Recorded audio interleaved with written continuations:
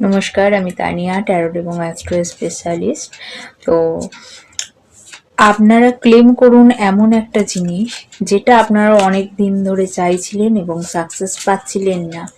আপনাদের মনের অজানা কাহিনী, আপনারা অজানা প্রশ্ন আপনারা ইউনিভার্সকে ক্লেম করুন এবং এই কার্ডের মাধ্যমে আমি আপনাদের উত্তর দেব যে আপনারা যেটা চাইছিলেন এতদিন ধরে সেটা কি সত্যি হতে চলেছে নাকি সেটা মিথ্যে হতে চলেছে।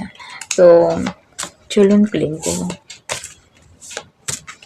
আমি শুধুমাত্র উত্তর দেব হ্যাঁ অথবা নাতে।